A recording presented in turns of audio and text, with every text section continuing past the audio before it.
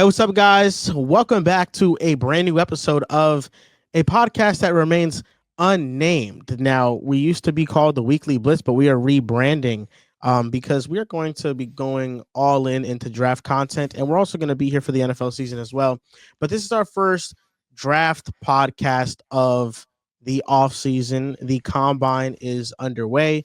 We got a lot of great testing numbers from different positions. I'm Joel Moran. I'm here with Jackson McIntyre. Jackson, how are you doing?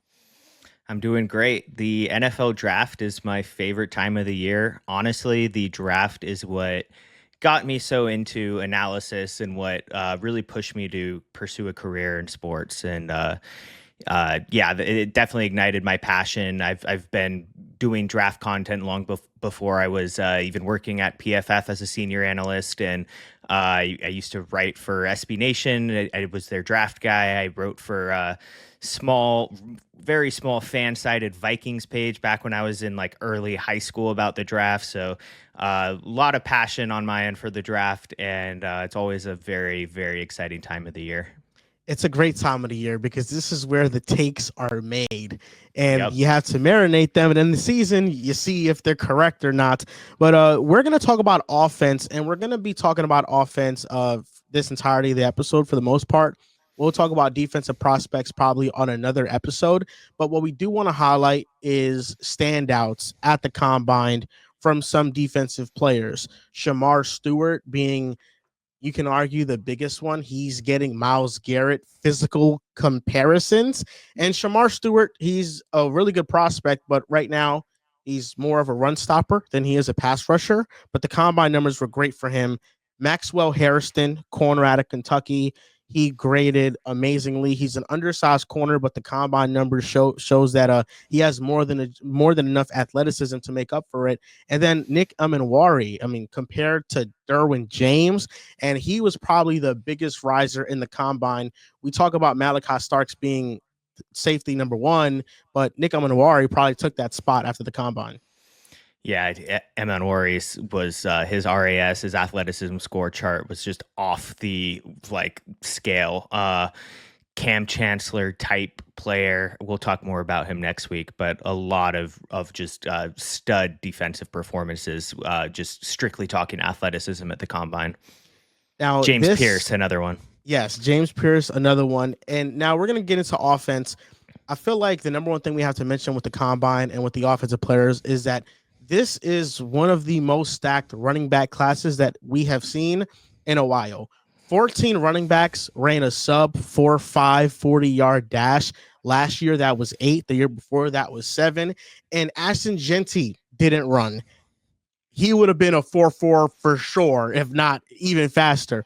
Cam Scatterbull, maybe 4.5, but there's moments where you 4.6, yeah, maybe you Yeah. talk yourself into that a little bit. But I'm just saying there are some running backs that didn't test that maybe could have been in that range, but this is one of the most stacked running back classes that we have seen in a while. And let's talk about the biggest combine winner, which is arguably Tootin, your guy, Yep. who Yeah. you were looking at the RBIS scores, which is the metric that you created, which kind of singles out running back production and kind of takes away the offensive line and how good or bad it was. It just focuses on how a running back is able to perform based off his break and tackle ability. And Bashal Tutin ran a 4.32 40 time, the best of any running back, best vertical jump, best 10-yard split, and the second best broad jump. He was arguably the biggest riser of the combine. Yeah, he was number 2 on my RBIS metric for the top-ish 25. I kind of just found 25 RBs in the draft across a few different big boards, and threw them all into the RBIS calculator, scored them out, and Tootin was number 2. He was elite in his missed tackle forced ability at a .34. Elite in yards after contact per attempt at 4.4 yards after contact. He only behind Genty in RBIS. Tootin had a 6.9, which grades out as an elite score in the RBIS metric, which, as you mentioned, basically blends missed tackles forced per attempt with yards after contact per attempt, stabilizes that with yards before contact per attempt. and then spits that out into a score. So we're only looking at those three metrics. The idea of RBIS is to isolate a running back's individual value and performance from their offensive line and their scheme. So when doing that, Tootin elite, and running a 4-3-2 with that tackle breaking ability, that's rare. Normally you kind of get either or. The really fast guys don't always have those elite missed tackle force metrics or those elite yards after contact metrics, but I mean, Tootin's both. He's got that home run speed. He's got that first and second level tackle breaking ability. Great contact balance. He kind of runs. I was talking with Brett Coleman about this, and he kind of runs in between the tackles. This was Brett's comp that I ate up. In between the tackles, Kyron Williams. Once he gets to that second level, it's a whole different player. I kind of comp that to like a Sony or sorry, not Sony Michelle. What's his name? Old Bills running back, CJ Spiller. CJ Spiller, yeah. At the second level. Because he's got that breakaway speed with that kind of hefty. He's not hefty, but he's compact. He's very muscular, and he's got some thick thighs where he can just break those safeties, those linebacker tackles at the second level and run through that and then just zoom like he's outrunning everyone to the end zone. Something a little surprising about Tootin was his receiving production wasn't great in college, but it is something where he's fluid catching the ball, and so I think a bit more scheme around that, scheming him some touches, those screens outside that kind of function, those flare screens that function almost like extended run plays, like outside zone runs, but you're just adding a little toss component into it. But I think that he'll be able to up that receiving production in the NFL with some emphasis on it. Yeah, he was blazing fast. He blew everybody out the water with his 40-yard dash, and this is one of those running backs that he isn't as known as Amari and Hampton, Travion Henderson, those guys. And this is somebody that teams could maybe grab in like the third, fourth round. Like, who knows where he's going to go? He might go second after this. It's the numbers were kind of like low key before, where you look into it and you're like, oh shit, like he was really productive. But a 4-3-2 with those numbers, like I think there's going to be a team that talks themselves into him in the second. Absolutely. And this is how this running back draft class is feeling right now, where it feels like there's just so much talent that you can grab within the first 3 rounds that we often argue about positional value. But I think that it's overrated when it comes to talking yourself into drafting a great player, because Ashton Jeanty, we know, is an elite prospect. Would you rather draft a good edge rusher prospect or an elite running back prospect if you maybe might need both of those positions? I think the running back, if you have an offensive line and infrastructure for that running back to succeed, you could probably use that a little bit more. So other running backs that had great days, Amari and Hampton, I think solidified himself as a first rounder. Stud. Yeah. Yeah, for sure. He was definitely already he was that RB2 for me. He's not going to pass up Jeanty, but yeah, and agreed with what you're saying about the RB position. I think like Dallas has been linked so much to Jeanty, but that is not what you want to do with the RB position. Like it's a cherry on top position. It's kind of like the Draymond Green of the NBA. It's like a ceiling raiser, but it doesn't do a whole lot about your floor if you don't have like an offensive line in place. Where if you look at the Eagles, where the Eagles and the Ravens, who just signed Derrick Henry and Saquon Barkley, where it clearly elevated both of their teams immensely. But we also look at the Giants and what Saquon was doing there over the years. And Saquon didn't just become better on the Eagles. He just got placed into a situation where they're a historic run blocking offensive line. And he's the best player, one of the best players ever in open space. So you get an offensive line that puts him in open space, and you get this perfect marriage where, yeah, other running backs wouldn't be doing as well as Saquon did in Philly, but other running backs would be basically mirroring Saquon's production with the Giants. You need that marriage, and you can't just take Jeanty and put him on a team that's not ready for a running back, meaning they don't have a great offensive line or their scheme isn't really there yet to maximize the run, and to put Jeanty in positions where he gets open lanes and where he can actually make guys miss at the second level, make linebackers miss after the three tech has been reach blocked and there's a hole now for him to run through. And that's what I think teams are going to fall back into, where we saw the RB market reset justly. Like, it was way too high earlier 10 years ago. We were paying all these running backs. Todd Gurley contract comes to mind, where you pay these big fat deals to a position where injury rate is so much higher and it relies on so many other factors to be productive, that so often you would see these RB contracts not reach their value. And we will see a bit of a reset. You could argue it reset a bit too hard at the top, where, like, yeah, Saquon's underpaid, clearly, but it's still a position that is so contingent on other factors. So that plays in the draft too. Like, you can't just take Genty top 10 thinking he's going to fix your problem. Running back position does not work that way. There are a couple teams that I look at as teams that are plug and play with a running back. There's one of the three teams that I'm going to mention. There's a little bit of an asterisk next to it because it depends on what they do in free agency. I think the Chicago Bears, if they position themselves to draft a running back, which means in free agency, they shore up guard and the interior offensive line play of their offensive line, because I think with Darnell Wright and Braxton Jones, I think that tackle duo is just good enough to where you could just improve the interior offensive line. They could be ready for a running back. And especially with Ben Johnson and the scheme that he's going to bring in, DeAndre Swift, we know how undisciplined he is as a runner and how much vision he lacks.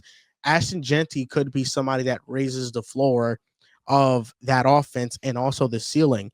But the two situations that I see as ready-made situations, the Denver Broncos, I think, are at the top of that list because of the elite offensive line and Sean Payne as a play caller. They don't have many major holes on their team to where running back is like the big glaring one. And then the Minnesota Vikings. I think the Minnesota Vikings are also ready-made for a running back, also have to improve that interior offensive line.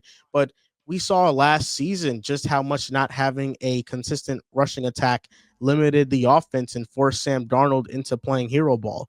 I think if you guys go the route of JJ McCarthy this next season, you kind of want him to put him in a better situation all around than Sam was in. Yeah, I agree with that. I think Denver is the, if you're a fantasy owner, a dynasty fantasy owner of the 1.1 overall pick in the draft, you're probably hoping Genty goes to Denver. They've got the O-line, they've got the scheme, and you know that Sean Payton loves to run the ball. Vikings are another destination. They met with Genty at the combine or right before the combine, I believe. So definitely a possibility.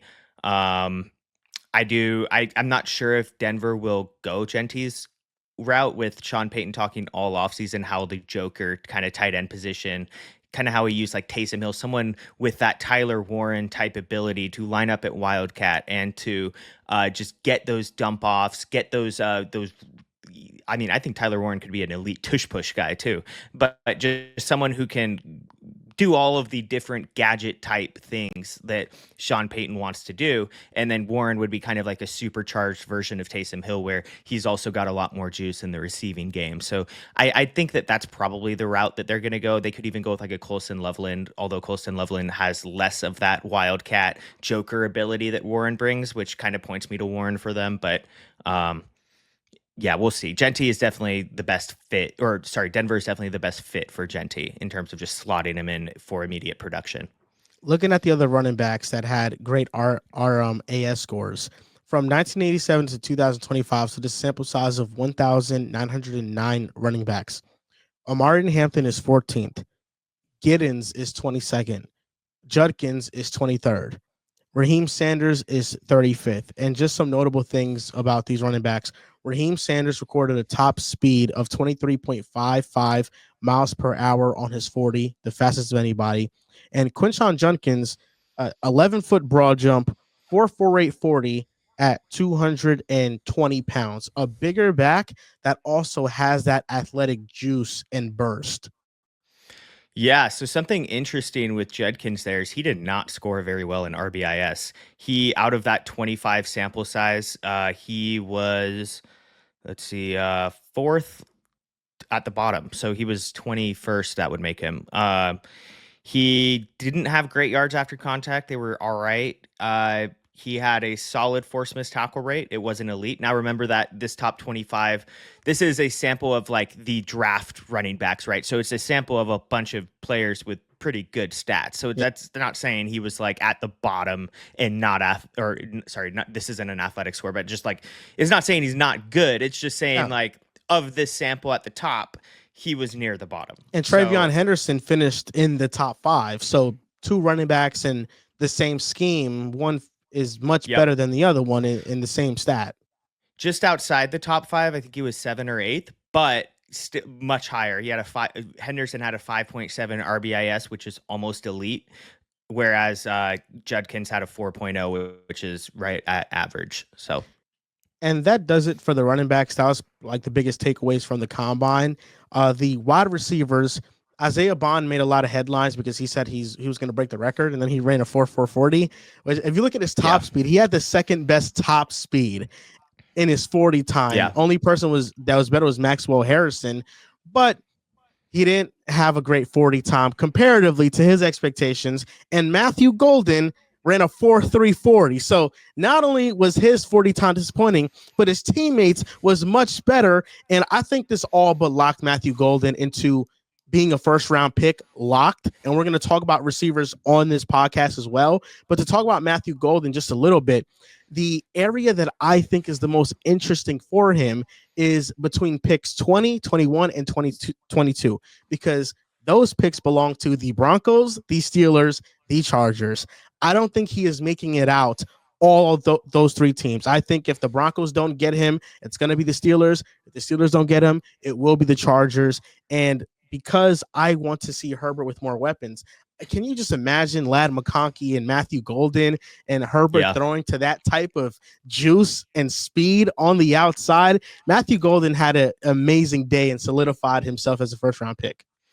Yeah, I think that this receiver class is like really slept on. Like it's not quite what last year's class was, but it's really good. And there's a handful of guys. I mean, Ted McMillan didn't really work out at the combine, but he's incredible, and like he's got insane movement. He's got a massive frame. It's a similar frame to Drake London and Mike Evans, but he moves better than both.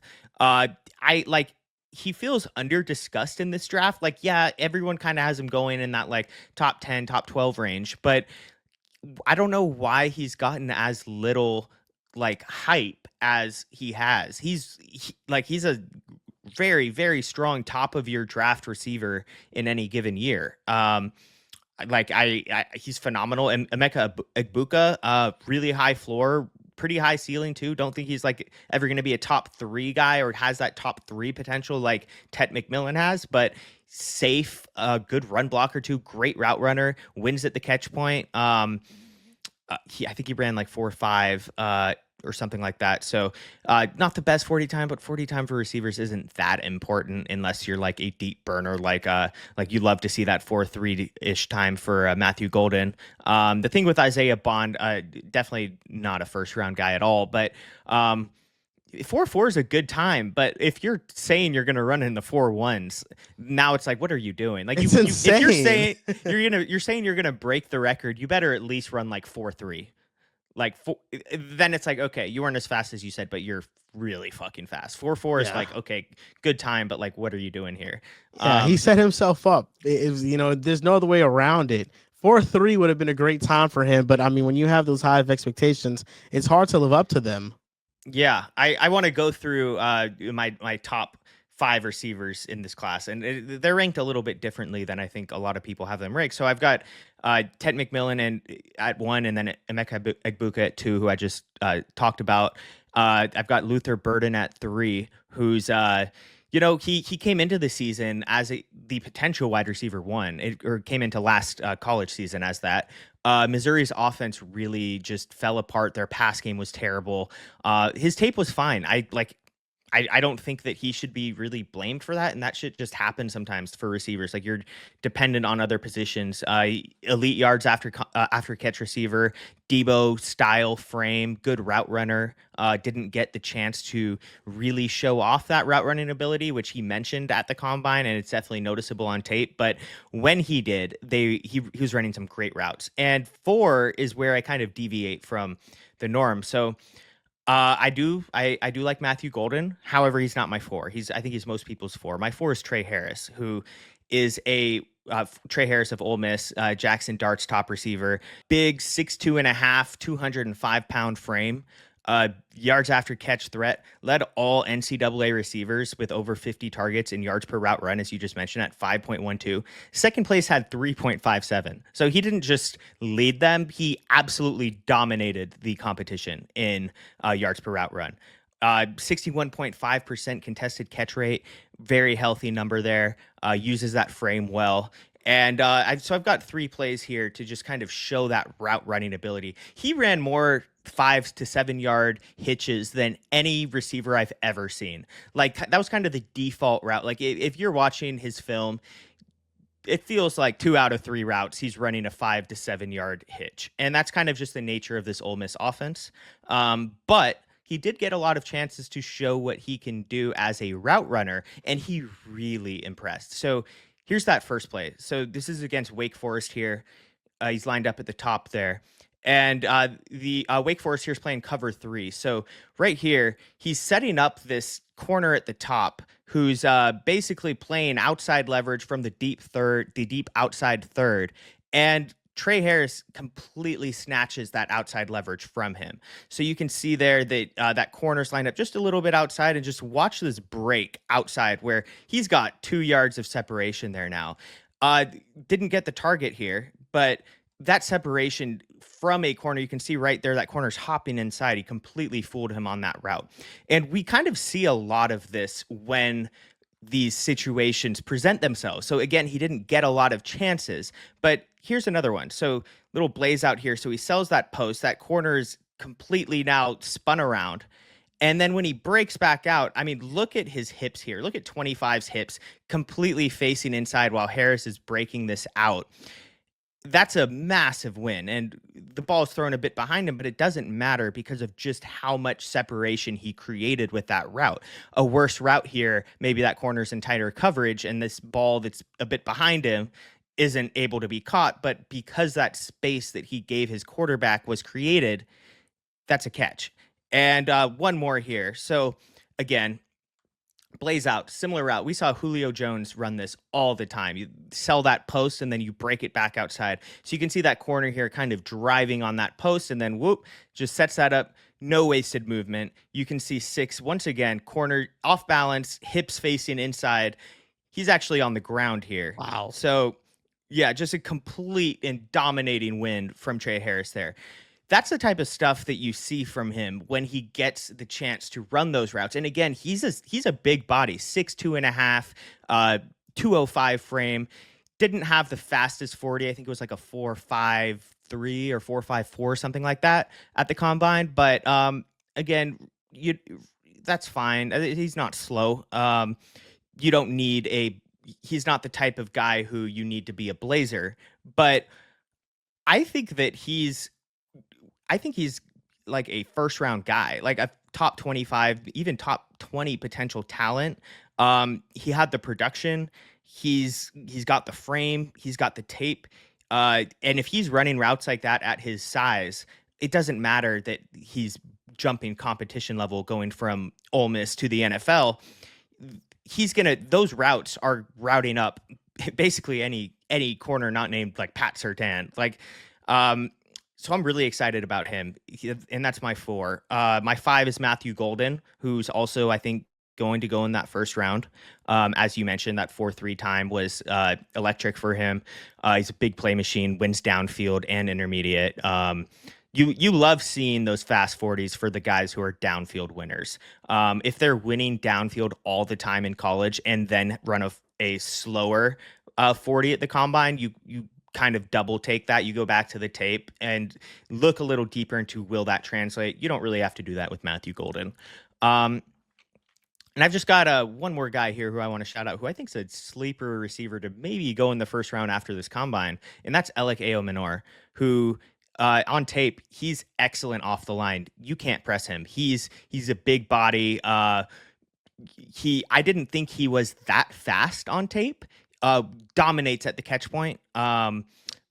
But he ran a 4.44 40. That was unexpected. He had a 38.5 inch vertical, 10 foot 7 inch broad jump. He stood out, and his tape stands out too. But his tape gives you more like mid 4.5s kind of vibes. So doing that at 4.44 with his releases, and just the way he catches the ball, he wins at the catch point. High IQ receiver, gets open, understands zones, settles in between sweet spots of zone between zones. And I think that there you might see a team later in round one jump up a little bit to make sure that they secure Ao Minor. Excellent combine from him. These are all really good prospects that you're mentioning. Takk McMillan, I feel like has been a little bit underrated just because of the top end speed, but he's like Yeah. a player that you compare more to those big body receivers. And I saw an interview that he did with Chris Sims, and he said that he models his game after Larry Fitzgerald, which is Yeah. pretty clear with the way that he plays and the physical limitations that he has just from a speed perspective. Luther Burden, what I love about him the most is just I feel like he is a very strong physical athlete. And you really see that on display in his yak ability, his ability to break tackles. Not only is he very fast, but he's strong. He's like a bruising force in space. He's not easy to bring down. Agbuka is just the perfect technician. I feel like he's just refined, he's sound, and he's steady. Trey Harris, he kind of fits the mold of those old Miss receivers like DK Metcalf and AJ Brown that have the big body types and also have speed to them. And the route running that you mentioned in the clips that you showed, he's very smooth in and out of his breaks, and he's very physical as well at the catch point. And Matthew Golden, although he is 5'11 and he's 200 something pounds, I think he has a great release package. He's a refined route runner. He is great at the catch point too. He makes a ton of contested catches, and that Yeah. was on display with Quinn Ewers. Quinn Ewers sometimes would have terrible ball placement, and Matthew Yeah. Golden would save his behind. And he's blazing fast, 4.3 speed. I mean, we did not expect that. And I also wanted to mention one more receiver, Jaden Higgins, Yeah. 6'4", who ran a 4.47 40 at the combine. You know, big, strong athlete who's also showed that he has that speed as well. I think he moved up a lot of draft boards. And Isaiah Bond, never a first round prospect. He had the speed. That was his calling card. But with the 40 time he just had, although it wasn't bad, it was kind of disappointing and might have brought him down just a little bit. My sleeper wide Yeah. receiver prospect is a freak athlete, and maybe I'm falling into the trap again. I don't want to get into helmet scouting, but it's Savion Williams, Yeah. 6'4", Cordero 222 pounds. Patterson. Yes, that's the comp for him. His Yep. hands, 10 inch 1/4 hands, 88.9% contested catch success rate. 72% of his catches were in the short area or behind the line of scrimmage, and he had 43 total missed tackles. The next closest was 32. He was number one in missed tackles force amongst wide receivers. And what was so interesting about watching this film is that it's clear that he is raw in the route running department. It is clear. But he is 6'4", and they line him up in the backfield. They line him up in multiple running back sets, and he is just one of those gadget players that maybe if he can refine the edges of his game, he could be very impactful. But he is just a freak athlete that I think is definitely worth taking a chance on. Yeah, Savion, he is like the epitome of like offensive weapon. And when Cordero came out, there were some issues early in his career where the NFL wasn't really in a place where they knew how to completely maximize that type of player. Like we had just come out of Percy Harvin, where the Viking, and ironically, Cordero then goes to the Vikings, where Percy Harvin played as well. But Harvin was used ahead of his time, and they really meshed that running ability with that after the catch ability quite well. And then Cordero came, and it took a little while for the NFL to really learn how to use that type of a player. But Savion's floor is really raised by that running ability. He can be a complete busted receiver, but he might get 5 to 10 carries a game and give you a lot of juice at the running back position. We saw the Chiefs. The Chiefs started using Xavier like a lot as a Xavier Worthy a lot as a kind of gadget guy in the second half of the season, and that really helped his production. You started seeing a lot more downfield plays open up for him when they started working him a lot more off those flare screens and those gadget plays that got him the ball in space. And so, in a league where that type of skill set is better utilized, I do think that he has a lot more value than he did 10 years ago. And again, like that floor just being raised significantly because of that Russian ability is great for him. And then just circling back to Higgins real quick, you mentioned 6'4", 215 frame, big guy, good tape, plays big. He's not one of those 6'4" guys who doesn't really know how to use his size. He knows how to use it, and it's 4.47 40 is great for that size. 39-inch vert as well. 10'8" broad jump at that size. Probably a second round guy. Don't think he makes it into the first, but crazier things have happened. Elite RAS score, raw athleticism score. So, How many first round wide receivers do you think there are in this class? um, so five, not counting AO Minor.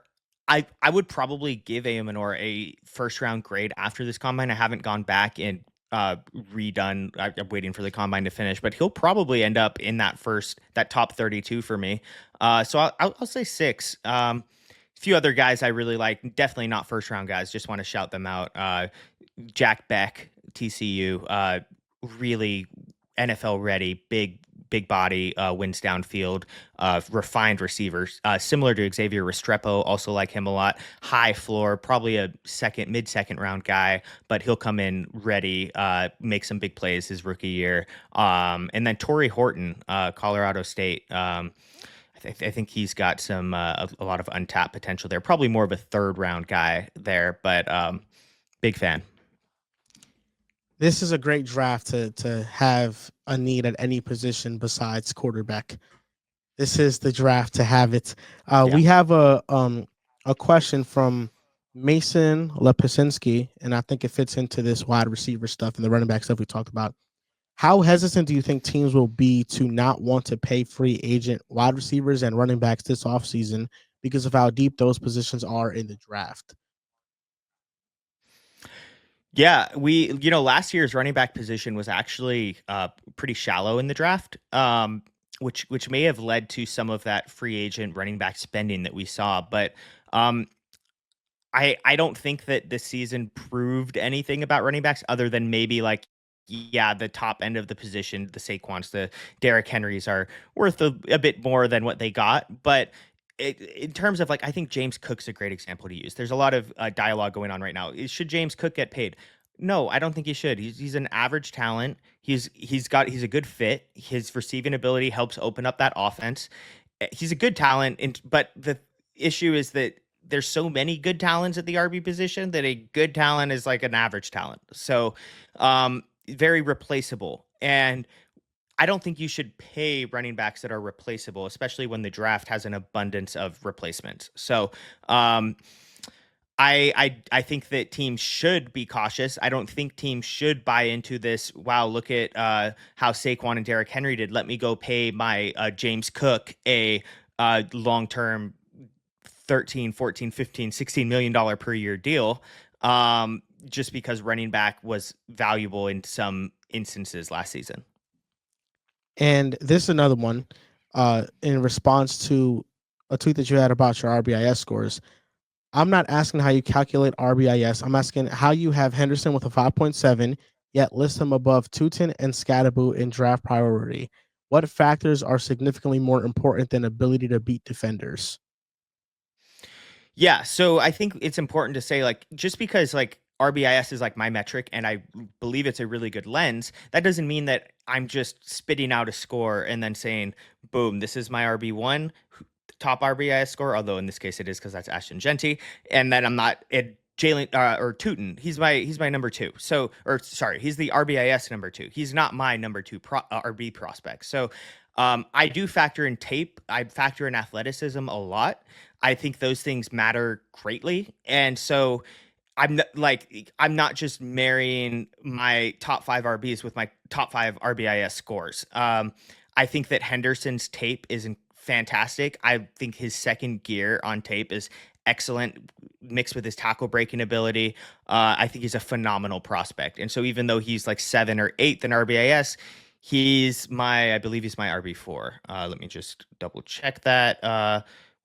Yep, he's my RB4. I've got Tootin at five. That recently changed. Tootin was a little bit lower for me before the combine. Jumped him ahead of Scatabo and Damian Martinez from Miami, who I think is a stud RB prospect. This class is so deep. It's But loaded. yeah, and I don't think any analytic is like the all saying Bible, right? Like there's a lot of inputs to go into a grading players when it comes to the draft. Now we're gonna get into quarterbacks, and we can start off with this question. This is from at AWF_02. Between Shedeur Sanders and Cam Ward, who do you think will be the best in this draft class? Now, we both probably think the same in this aspect. Cam Ward is just much more talented than Shedeur Sanders, and that isn't a knock. No, it's just Cam Ward has a gifted right arm that has so much more juice than Shedeur Sanders, and that is just what it is. I've been Yeah, watching a lot of their practice videos where they talk smack to each other, and even in those workouts, it's clear that my goodness, the ball pops out of Cam Ward's hands. It flies. With yeah, Shedeur, it's kind of just like it goes through the air, but it's kind of just more at a steady speed. There's not that zap to it.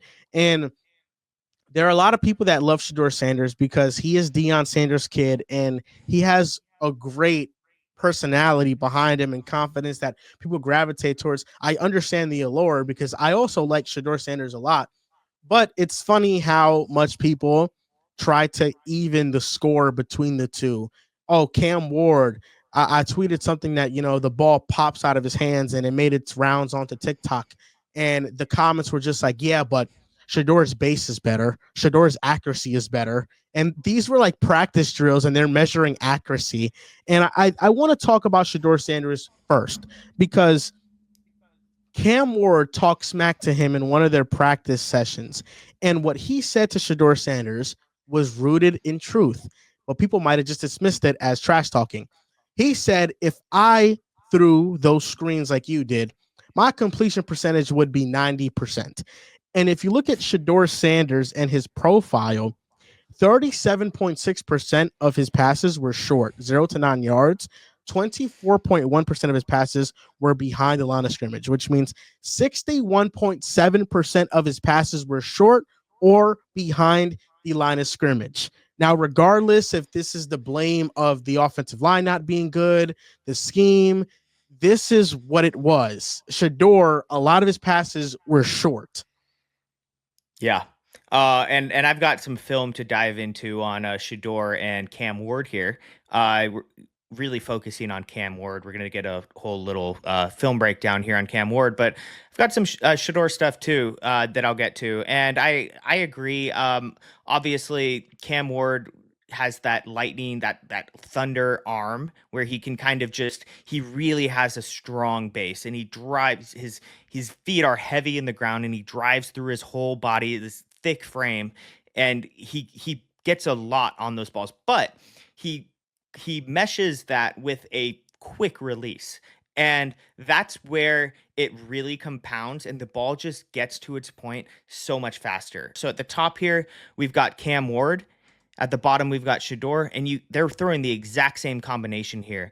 It's going to highlight more in a second, but you can see how much faster Cam gets this out. The release is much faster. The ball gets there faster. So in slow mo here, you can really see it. So they started their release at essentially the same time. Cam's this thing's already out now, whereas Shedeur he's got a bit of a windy release, which meshed with an arm that isn't the best. In fact, it's a little bit below average, I'd say. My comp for him is Teddy Bridgewater. I think he's got a little more arm than Teddy did, but he's got a windier release. Here's some arm talent. So we've got this cover two look. This is a hole shot. He's throwing up top here, and and this is a far hash throw. So in college, the hashes are much wider. So than they are in the NFL. So when you see a quarterback throwing from the far hash to the opposite side of the field, especially on like a go ball, you know that he's got some juice in that arm. If he can make those throws, you can see how quickly this ball is going to get there. So there at the top, you've got that deep two defender in the cover two coverage. He's working over the top. You've got that flat defender underneath. There's a window there, and Cam Ward pushes this towards the sideline again from the far hash. Here we can get this end zone angle too here, where you can really see him drive. So my comp for Cam Ward is Ben Roethlisberger with a bit more scrambling ability. He's got a similar frame to Ben. He's got that big arm, and he throws some risky balls, kind of like Ben Roethlisberger as well. So here's another one here where you've got him meshing that arm strength with that touch. So that kind of arm talent on display here. He's targeting this tight end in the middle of the field here, where he's going to kiss this over that linebacker. So this is one where he can't just drive on a straight line because you've got that underneath zone right underneath it. You've got to put some touch on that. And the end zone angle here is going to give a much better view of that. So you can see him actually point out something to the ref first. So he's comprehending a lot. He's analyzing a lot on every play. And right after he points that out, he quickly steps into that. You can see right here, he's throwing that right over that dropping linebacker. In fact, that he's got some good distance between that linebacker and the ball. There's a lot of touch on this, despite it being ripped up the seam. And for him to recognize that, despite being distracted with the referee, is pretty incredible. Yeah, for sure. And anticipation is something where we didn't see a ton of it on Cam Ward's tape, but I mean, look right here. So you've got I think that's Restrepo here coming free, but he's got a underneath zone defender right behind him. You can see Cam already winding up for this throw, and this is way ahead of time. There's also a tight window in between these two linebacker zone type underneath zones here. So he's threading this before Restrepo clears that zone, and he's going to be targeting that downfield in between those two underneath zones, and throws this one just on the money. So right there. The end zone angle here, you can see it a little better, that tighter window. So he's already winding up here. And Restrepo's not even on screen yet, and you can clearly see 24. 24 is reading eyes on the quarterback. So in theory, he should be able to react to this, but this mesh of that arm strength where he can just thread that between those zones. Another thing with him is he's so natural as a thrower that he creates these windows through pure creativity that's like instinct. And he does it all the time. And this is one of my favorites. So he scrambles left here. And then you can see that there's this underneath zone defender here who's coming down towards Cam Ward. But and Cam Ward wants to target this, I think that's a running back who's released here. But to create this window, you're going to see him kind of lean back. So he's rolling left, but he's leaning back towards the right, and then throws it with the sidearm to make sure that 24 here has no chance to get his hand on the ball. This is like just in the moment, creativity, instinct. I need to create this window here. And he does just that. And again, we see that like all over his tape. So here's another one here. This is just an RPO, but you can see this this edge defender here coming upfield, and he's trying to get this to 11. He can't just fake the handoff or pull it on the RPO give. It is technically a run play here. He leans back here and then wraps the ball again with that kind of sidearm motion to make sure that 6 here is not able to get to the ball and the screen is complete. Now it's just a screen, but having this like flexibility with your releases to be able to kind of Matthew Stafford that around the defender, that adds a lot of value. That's a dead play that is being reset to a completion, and then the screen is run how it was intended. So that adds a lot of value. And here's another one. This one's really cool. So this one's one that really pops on the end zone. So this underneath zone defender here is going to take the RB release out. And you're going to see Cam Ward coming to this backside dig here. He sees it right here, but he's not able to throw it yet. So he creates this little window in the pocket where he steps up in the pocket and then throws it after the window's been created. So again, this is better on the end zone camera where you can really see his eyes and what he's looking at. So you see him read right first, then he comes back left. He sees this linebacker here working out, matching on that running back release. So his eyes are there, but then you see him move up again. Look at his eyes. So we saw in that last clip where he was reading the dig, so his eyes are on that dig. But 11 here's a threat to get his hands up in the passing lane. He's got time on that dig now that 20 has cleared out. The underneath middle of the field is going to be open, so he's not worried about that. He's just creating a little space here.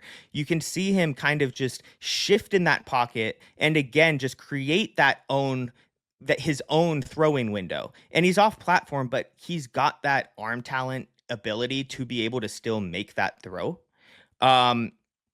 And another thing here, shifting a little bit to more RPO stuff, but still focused on that arm, where I'm going to show an example of how this type of RPO would look in a different offense. But notice here, so he's just starting the mesh with the RB here, the mesh point on this RPO play. He pulls it, and look at his hips. He's not flipping those hips. There's no wasted time. There's no wasted motion. He's throwing this with his hips like completely backwards. Like typically you would have his hips facing the other way, he'd flip them, but with his arm and his accuracy, he's able to make this throw and get it out much faster.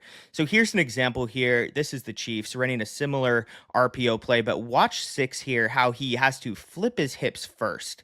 That's the difference there. There's more time there.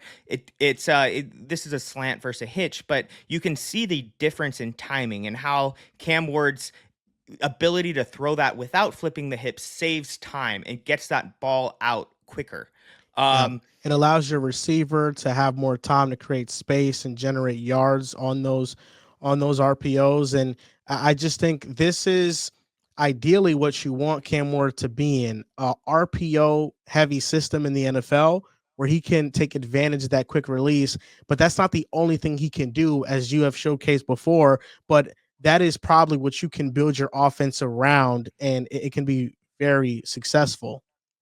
Yeah, for sure. And he's like I said earlier, he's more of a scrambler than a runner, but he's really creative. This is like this clip plays like a Josh Allen, like one of those clips where he's rolling right, gets the ball out right before he gets to the sideline. So you see he scrambles right, pump fakes back left. He has the arm talent to throw across his body to like openish receivers in a similar way to Josh Allen. His arm's not quite on Josh Allen's level, but it's comparable. So he's rolling right. He's got that defender in his face, stiff arms him, similar to kind of how we see Josh Allen do with that big frame. Right before he gets to the sideline, throws it back across his body to an open receiver, gets it there before the defender can close. There's so much to like about his tape. And again, the touch, not all arm. He's not an Anthony Richardson type guy where he's just lasering every throw. Right here, that bottom defender. So let me go back to the beginning. So he's seeing press man here at the bottom. So this is actually a zone coverage with a this corner playing Meg technique or man everywhere he goes. So when he sees that corner there, turn his back and run. So rather than playing, this is a cover 3 coverage, rather than playing cover 3, kind of like this top corner here, this is a bump and run type technique from this corner. What that means for Cam is that this kind of out 7-ish corner type break from Restrepo here is going to have a lot of space to throw this to, because this corner is not playing with eyes to the quarterback. He's bump and running. So he's out of the play. He's taking this post, and Cam can throw this with a lot of touch and just feather this in over the top. So he's dropping that in right there. Another one where we'll see better from the other angle, where you can really get a view on that touch, where he's lofting that into space and beating coverage with that throw. There's just so much of this on Cam Ward's tape. And it wouldn't be a fair analysis if we didn't mention some of the negatives. He gets a little bit confused with some coverages. This is one where we've got this out and up from the inside slot, and the corners, the two slot corners, are playing an exchange, kind of like a banjo technique here, where if the middle slot, or if that, we would call it a number two receiver, so the number two from the outside. So you'd have this would be one, this would be two, and then this would be three. So if two here has that inside release, which he does, and then if three has an outside release, which he does, then these two zone defenders are going to switch that. So now 44 there, I believe that is now going to take three and carry that. And then you're going to have the outside slot corner take the outside release from number three there. And Cam Ward gets a bit fooled by that. So now that we've switched this on defense, this is not open, because if you were thinking that the inside slot had that out and up, then yeah, sure. But that's not what we have here. You need Cam Ward to recognize this. There's a ton of switches, a ton of complicated zone modifiers in the NFL, and we see him get badly fooled on this one. So just something to work on for him. Jumping into Sheduer Sanders a little bit here, where he really moved me was throwing over the middle of the field. Right here, it's a cover three cloud. Cover three cloud means that basically you've got the three deep zone defenders all established from the beginning. So clearly you've got three deep. You don't have like a corner dropping into that deep third. It's all pre-written basically. So this is a drop eight. So or actually it's not drop eight. Sorry, they're sending four. But the middle of the field here has a lot of space in it, because you've got four underneath defenders, three deep zones. It's not a cover two where you've got five underneath defenders, but you're going to see the anticipation here. So Sheduer's reading this slot receiver here, or sorry, he's reading this slot receiver here, and he's throwing this before the receiver clears that underneath zone. And when he throws that, he's throwing it with good anticipation on a line over the middle before the hook curl on the right side of the field can get to it. And he eats over the middle against zone coverage. Like, that was where he seemed the most comfortable, those digs behind those hook curl defenders. You can see that again, just kind of the timing there. It's magnificent. He throws with great touch too. Not a deep ball thrower, but with it, he can win deep with timing. So you can see where he's letting this go with pressure in his face. He's reading this outside release go here, where he just wins and the ball helps the receiver win. He puts it on that. He lets the receiver run under the ball away from coverage. Just phenomenal touch there. And on deep throws this season, he had 14 touchdowns, so one interception, and 23 big time throws. So he might not have the most powerful arm, but he's definitely accurate throwing down the field. And what I think I love about him the most is just his base. He might not have the quickest release, and the motion might take a little bit longer than you'd like, but he is very mechanically sound. Yeah. And he knows what he's looking at. He's got a high floor. I think if he goes to a team with good weapons, a solid O-line, like, we'll see early season success from him. I think he's got a ceiling where he's not really going to be in that top 10 quarterbacks. At least I don't think he's really got that potential. But late first round kind of talent for me. Here's one. Let me go back to the beginning here. This is one where I'm going to compare this versus a stronger arm quarterback and really show where that arm kind of hurts him. So right here, you can see him targeting deep here. He's targeting this space between the two deep zone defenders. So this is a cover two type coverage. You've got the two deep zone defenders. Then you've got this. This is actually a interesting, like, inverted kind of look where you've got the initial deep safety here dropping into that Tampa pull runner middle of the field, underneath technically zone type spot. But Sanders here has a lot of space. So he's targeting this, I think that was a slot. No, that was the outside receiver running the post in between the space. He should be able to complete this throw. There's a lot of space. Even just a solid arm is delivering this into the space before those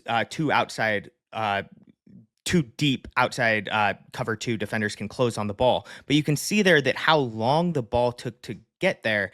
One, created a contested catch attempt, and two, the defender was able to break this up. So we can see that a bit better from the end zone once again here. So again, here's the drop back. Here's all that space.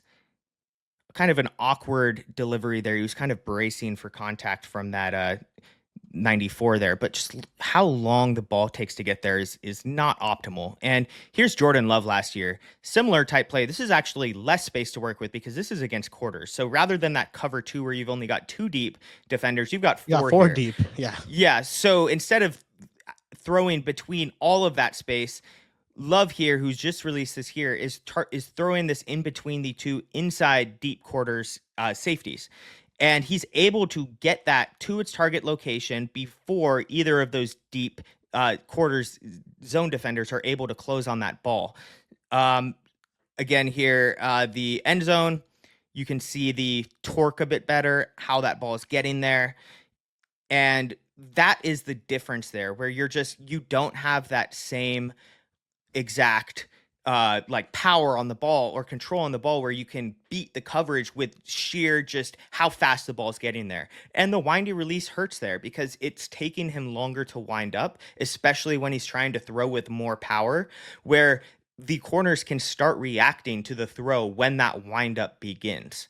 And I mean, you saw it there where it's not hitting the needle for what you want on those throws. And that's why I Yeah. think some of that upside is going to be limited. And not only is the release longer, but when he is on the move and throwing off platform, his arm strength also loses a lot of its juice. And I think something that I saw reoccurring on tape is that he doesn't have much escapability. He is easily Yeah. chased down. He is not a plus athlete to where he's going to be able to get out of harm's way. And I thought a bad habit that he had on tape was that when he saw the rush coming, and we can all admit that the Colorado's offensive line, they were terrible. There's no need to sugarcoat it, but he had a tendency to backpedal instead of stepping up in the pocket. And that led to Yeah. more of those sacks, where I think Cam Ward is a little bit better in the pocket. But one of the things you mentioned about him being fooled is something that he needs to be better in, because on his intermediate passes, he had 25% of his passes come from the intermediate area. He had 5 turnover worthy plays to only 2 big time throws, 11 touchdowns to 5 interceptions. So he is somebody that he takes risks. He is a gunslinger, but that's the give and take with him. I think Sheduer Sanders has to be more in a NFL, I guess, traditional system where you're running the football, you're using a Yeah. lot of play action. And I think even in Colorado, there wasn't a lot of play action. Only 28% of his dropbacks had play action and featured that. But I do think that in an NFL offense that isn't asking him to be Superman, he can be a very steady quarterback. Yeah, and I think his ceiling is kind of like a Dak Prescott type of guy. He's even got a little less arm than Dak does. But the one thing that with Shador is like, yeah, the turnover worthy plays were really low. He did a really good job overall of protecting the ball. But like as you mentioned, some of those really deep drops. Now, a deep drop backpedaling, that's a pressure on the quarterback. That's often tackles are trying to block for a certain spot, a drop. If it's a 10-yard drop, then the quarterback's expected to step up to around 7-ish yards. And the tackles will try to push a speed rusher around the back around 10 or more yards behind. But if Shador is backpedaling, he's putting himself in harm's way. And he had a 20.1% pressure to sack rate, which is pretty high. But a lot of those sacks were like backbreaking sacks, like 15, 20-yard sacks. Like they were rough. And that's essentially like almost a turnover. Like if you're taking a 13, 14, 15-yard sack, your odds are you're punting a play or two later. And they come from him trying to It's do not a, too much. They come from him trying to yes. keep his eyes down the field and try to outrun defenders when he can't, and he doesn't throw it Yeah. away. With Cam Ward, I think this is a difference with just their situations is that Shador was pressured on 36% of his dropbacks. Cam Ward was pressured on 28% of his dropbacks. And on those pressure dropbacks, he had a 7.5% turnover worthy percentage on those.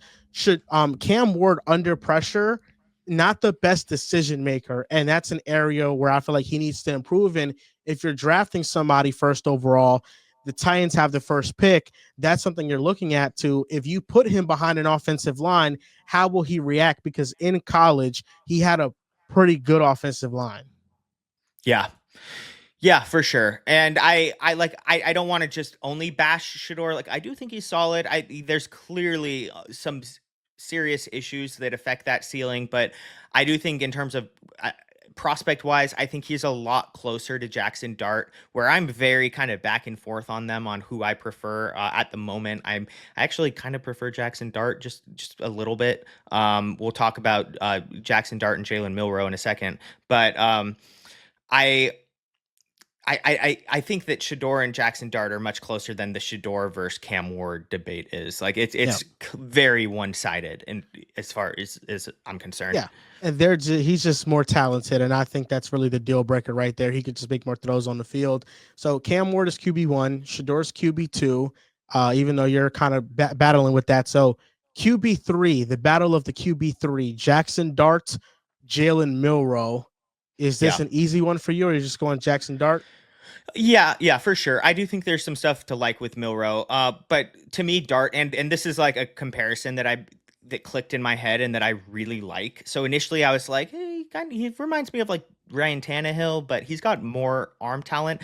The media has overrated Jackson Dart's arm talent a lot. He has a good arm. It's a legitimately good arm, but the way that some of the like national media and these aggregate accounts talk about Jackson's arm is like you'd think he's got like a Justin Herbert laser on his or strap on his arm. He does not. Like it's much more like a Jared Goff arm. He's a bit more mobile than Jared Goff. Jared Goff has a good arm, but it's not like a Mahomes, Herbert, Allen, even Stafford type arm. But given that it's still good and we're still giving it that credit, it's a much better arm than Shador's arm. To me, I think he's like a Ryan Tannehill with a Jared Goff arm. That's my comp for him. I mesh the two.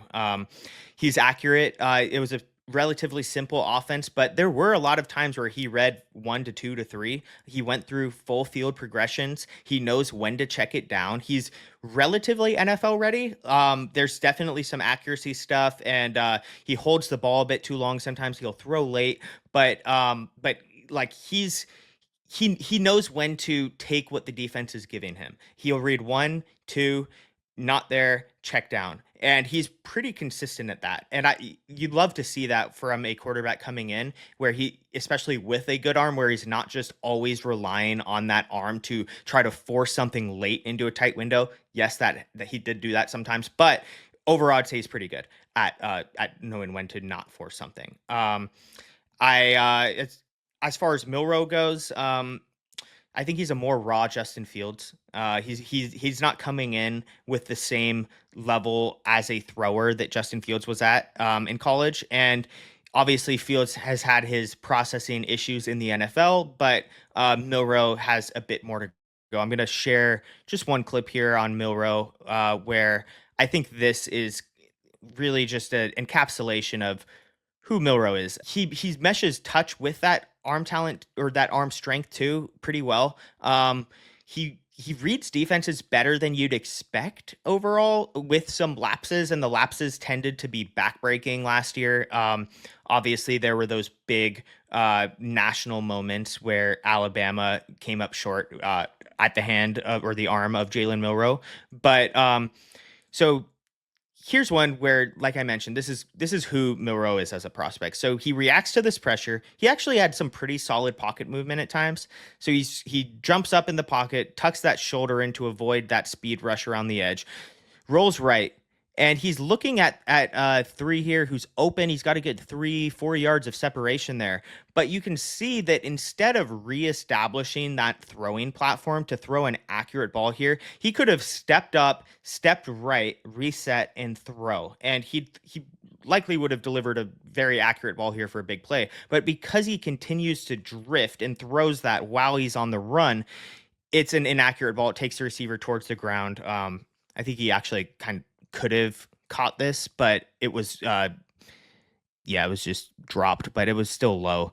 So right there, it might have bounced in front of him, but either way, the platform there caused it to be off target. And there's a lot of that where you're just like, oh, he was almost there. Like the there was accuracy issues too. He had more easy misses than really any quarterback I've watched, but there's a lot to like. I think he's like a round 3 guy is where I'm at with Milroe. What do you think about Will Howard? Um, I mean, I outside of those guys, I'm not bullish on anyone becoming a starter. I think that Will Howard has some traits you like. He's, I number 5 is a bigger drop from 4 to 5 than even like 1 to 2 from from like Ward to Sheduer or Dart. So those guys, I think Max Brosmer is like the only guy who, maybe Tyler Show, who have like legitimate arm talent. Will Howard has some arm talent, but there's just a lot of lapses and a lot of not not a high enough ability of reading the defense, anticipation, high end traits that make you think someone can actually become a starter. Where I think the once you get past Milrow, the starting potential is not really there, in my opinion. And that's going to do Yeah. it for the first episode of the draft content coming from this YouTube channel. We are going to be going over defense next week. Maybe if there's some offensive guys we want to hit on a little bit more, we'll do that as well. But we have a lot of great content coming for you guys. We have a lot of great guests lined up. You guys know about Brett Coleman. You guys know about Josh Norris from Underdog Fantasy. We'll probably also try to get Theo Ash back on the podcast to talk about the draft as well. So we have a lot of content coming for you guys. It is in store. So make sure you guys subscribe to the channel, like the video, and just drop down any questions that you have draft related, and we'll try to get to as much as possible and try to build up that community with you guys and interact with you guys. So thank you for watching. My name is Joel Moran. I'm with Jackson McIntyre, and we'll see you guys next time. Thanks, guys.